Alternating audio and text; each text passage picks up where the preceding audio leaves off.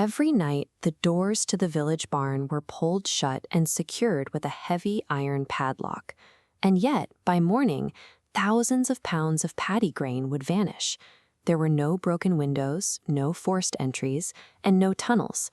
The local Mahajan, the village moneylender and owner of the grain, was losing his livelihood.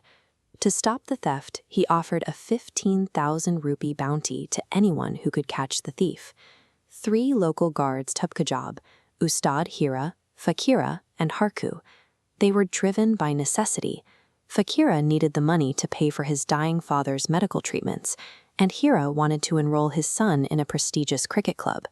They took the watch out of economic desperation. On the night of the watch, the men secured the barn from the inside. Hours passed. Then, heavy, erratic scratching sounds began echoing across the tin roof above them. By sealing the door from the inside to catch a thief who could bypass solid walls, the guards transformed the barn into a tomb, trapping themselves in total darkness with a predator. The tension broke when Harku unsealed the door and stepped outside into the cold, dewy night. Minutes later, he slipped back inside the dusty barn. Hira looked at the returning guard. The man was shivering violently from the cold. But when Hira glanced at the floor, he noticed a physical impossibility. The grass outside was soaked with heavy night dew, yet the guard's bare feet were dry. Then there was the matter of the spear. Harku had stepped out clutching a heavy weapon, but this strange figure returned completely empty-handed. In high-stress situations, the human brain tends to accept what it expects to see, but Hira applied basic physical logic over his own fear. Dry feet and a missing weapon meant the entity standing inside was not his friend. It was a Bahurupi, a shapeshifter from local folklore.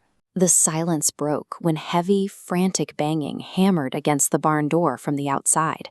The real Harku was screaming for help. Realizing its cover was blown, the figure dropped its disguise.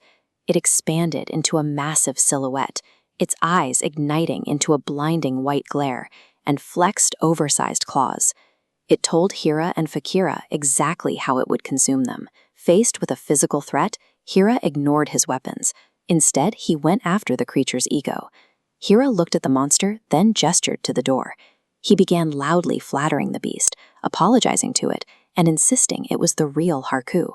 He confidently declared the screaming man outside was a weak, pathetic ghost trying to trick them. By feeding the monster's arrogance, Hira kept its attention fixed on his words, leading the creature exactly where he needed it to stand.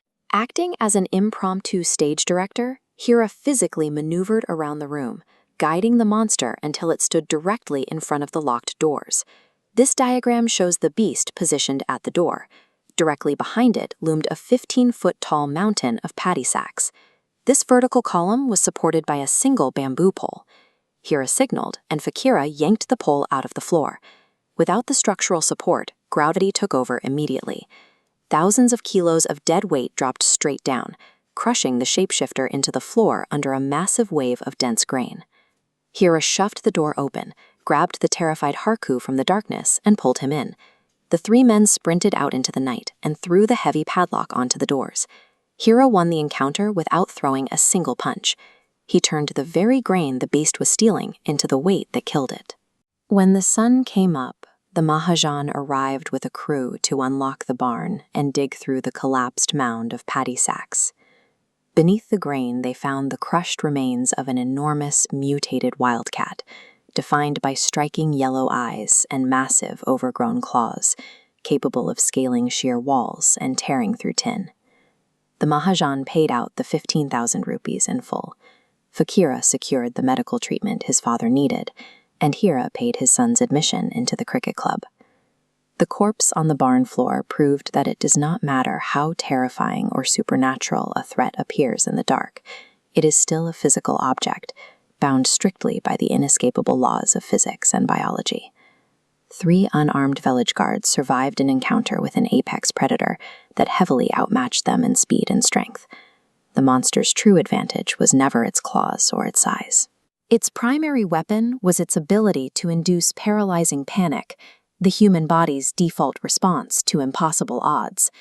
Hira countered that panic with situational awareness. By noting the lack of dew on bare feet and recognizing the structural weakness of a grain stack, he maintained his presence of mind.